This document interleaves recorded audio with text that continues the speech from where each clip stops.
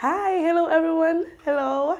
Welcome to my YouTube channel. Thank you so much for everything. Your subscriptions, your comments, your likes, your shares. I appreciate you for that. You bless my heart. Thank you so much. So this is Tia with Mina, and today is a Divine Wednesday. So we're going to do something on peppers. You ready, right? So we're going to read the book of Jeremiah, chapter 1, the verse 4 to 10. So I'll be reading from the Message Bible. If you have that Bible, you can go there with me. Or you can just read from any other version. The Message Bible says that the verse 4, this is what God said. 5 says, "Before I shaped you in the womb, I knew all about you. Before you saw the light of the day, I had holy plans for you, a prophet to the nations." That's what I had in mind for you. Wow. But I said, "Hold it, Master God. Look at me. I don't know anything. I'm only a boy."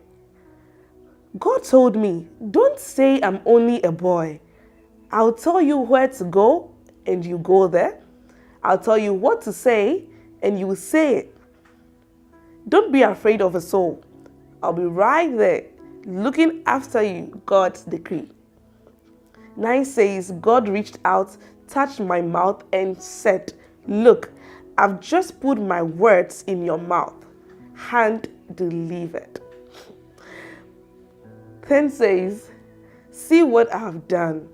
I've given you a job to do among nations and governments. A red letter day. Your job is to pull up and tear down, take apart and demolish, and then start over, building and planting. Stand up, say your piece." Oh my God, I just love this. Wow. Now, that was an amazing scripture. Wow. Now, God is spirit and he can't come to the earth realm. So, because of the love he has for us, he gave us the opportunity. I love that, that's like an opportunity for me and for you. It should be a blessing for you to work for God, right? So, because of his love, he actually gave us that opportunity to serve him. So he put that purpose in us. And that's how come you and I today are able to do the work of God. So I have 4 things that I wrote down concerning this scripture. So the first thing I wrote is that God put something in us, and that's seen in the verse 5. I want to read that again. And it says, "Before I shaped you in the womb, I knew all about you. And before you saw the light of the day, I had holy plans for you, a prophet to the nations." And that's what I had in mind for you. So this also applies to us, that before we were formed in the womb, God already put something in us for the world, to bless the world. And that's so amazing. The second thing is he makes his plans known to us. You can read that from the verse 10. It says that, "See what I've done. I've given you a job to do among nations and governments, a red letter day.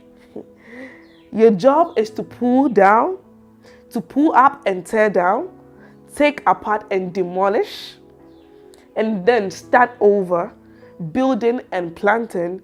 Stand up and say your piece." And I love that so much because he makes his purpose for you so clear. He tells you what you should do.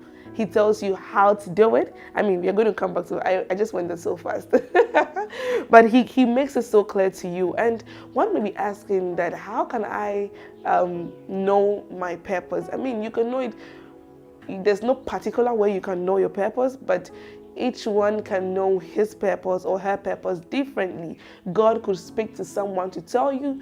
God could minister it to you himself through visions, through dreams, through any other medium. He could just make sure that it reaches you. And if there's a problem and you don't know about it, it's ain't from God's side, but it's from the receiving side. So you have to check yourself. The third thing that I wrote down is that he equips you, and that's so great, because if he sends you out, why does he not give you something that is going to back you up?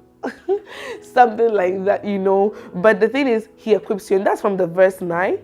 I want to read that. He says that God reached out, touched my mouth and said, look, I've just put my words in your mouth, hand delivered. Do you know something? God told Jeremiah that you are going to be a prophet. And this is how he equipped him, by touching his mouth and said that, look, I've just put my words in your mouth. So his mouth was needed.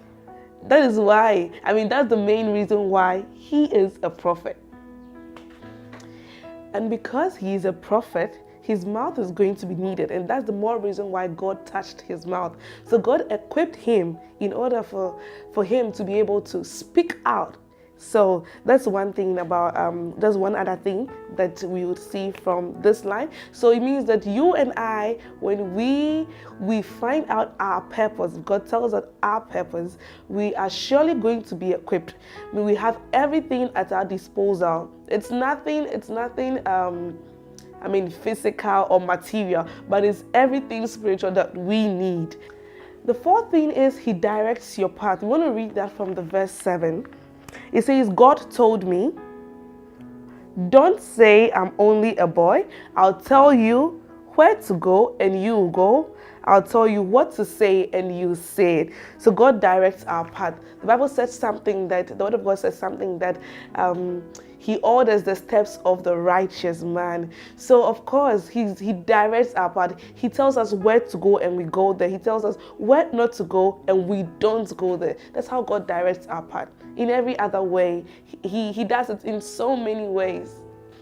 I want you to understand that God created you for his glory. You are no more for yourself, but for him. When we read the book of Isaiah chapter 43, the verse 7, it made us understand that God really created us for his glory. And we are the trophy of God. You know that, when I think about this, it just makes me feel like, wow. Because it's like God says, people come tell God, show me what you've done. Show me your glory. Show me this. And he just shows you up like that. He's like, this is my glory. This is who she is. Like, this is who I am. So I'm so much like, I feel powerful and I feel, mighty. A lot of believers find themselves not doing what God has asked them to do.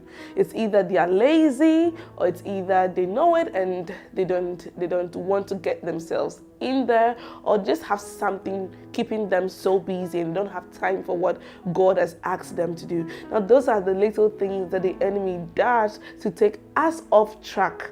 But the thing is, you'd have to get on track. You just have to, because number one is a blessing. It's a blessing to yourself. And the devil finds, work for idle hands. So get yourself busy before the devil finds something for you to do.